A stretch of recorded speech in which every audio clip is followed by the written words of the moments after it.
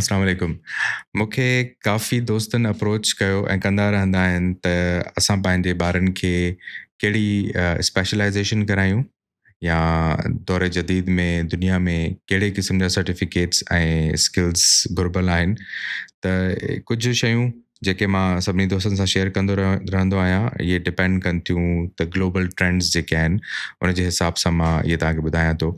त अगरि तव्हां चाहियो था त यूनिवर्सिटी में एडमिशन वठणी आहे ऐं ख़बर न आहे त यूनिवर्सिटी में एडमिशन वठी करे पढ़णो छा आहे, त तव्हां महिरबानी करे डेटा एनालिटिक्स, रोबोटिक्स ऐं आर्टिफिशियल इंटेलिजेंस इन्हनि कोर्सिस ते ध्यानु ॾियो। पर अगरि तव्हां पाण खे सम्झो था त तव्हां इन्हनि सभिनी लाइ साउंड न आहियो ऐं तव्हां आर्ट्स जी तरफ़ ध्यानु ॾियणु चाहियो था, त आर्ट्स में बि क्रिएटिव राइटिंग ऐं drama, theatre, painting, visual arts जेके चइजे थो, इन्हनि सभिनी जो रस्तो वठो। उन खां अलावा तव्हां डॉक्टर थियणु चाहियो था, त डॉक्टर थियण सां गॾोगॾु तव्हांखे ज़हन में इहो बि विझणु घुरिजे त तव्हां सिर्फ़ु MBBS न कजो। तव्हां उन खां अॻिते जेके FCPS ऐं ॿिया जेके बि एग्ज़ाम्स आहिनि तव्हां उहे बि ॾियो, ऐं plus on top of that जेके स्पेशलाइज़ेशन सर्टिफिकेट्स थियनि था। फॉर एग्ज़ाम्पल हाणे सर्जरीज़ रोबोट्स जे थ्रू थियूं थियनि, त रोबोट्स त ज़रूरी न आहे त कंप्लीटली टेक ओवर करे वञनि सर्जन जी जॉब खे। रोबोट्स खे प्रोग्राम बि सर्जन्स ई कनि था, जिन खे नॉलेज आहे त सर्जरी कीअं थींदी, उहो ई उन रोबोट खे प्रोग्राम करे सघे थो, उहो ई उन जा सॉफ्टवेयर्स डिज़ाइन करे सघे थो।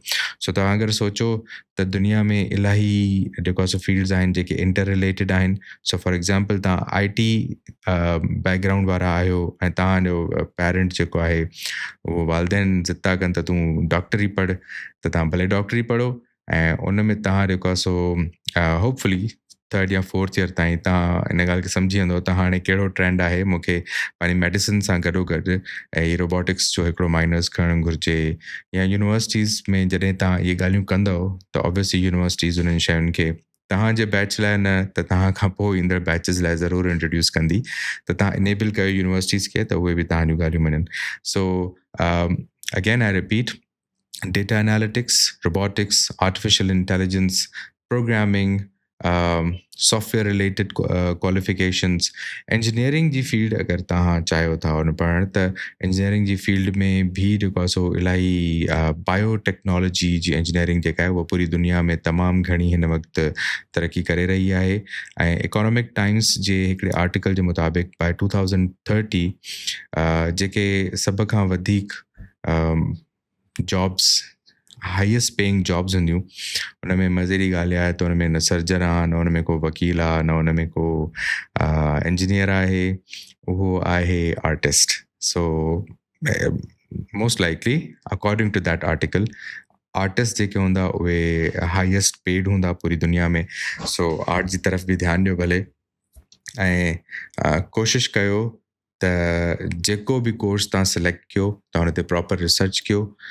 यूनिवर्सिटी जो फॉर्म फिल करण जे वक़्तु पंहिंजी चॉइसिस जेके आहिनि उहे रैंडम न रखो, उन्हनि ते रिसर्च थियलु हुजे त मुंहिंजी फर्स्ट चॉइस कहिड़ी हुजणु घुरिजे, अगरि उहो मूंखे डिपार्टमेंट न मिले त मुंहिंजी सेकेंड कहिड़ी हुजणु घुरिजे, थर्ड कहिड़ी हुजणु घुरिजे।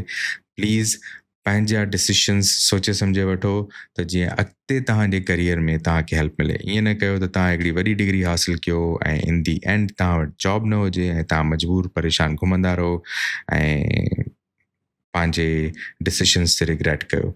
सो be careful what you do and what you choose, do your research and I am available. अगरि को दोस्त मूंखां अञा बि मशवरो करणु चाहे थो त वेही करे या ओवर द फ़ोन या व्हाट्सएप असां इन ते ॻाल्हाए सघूं था।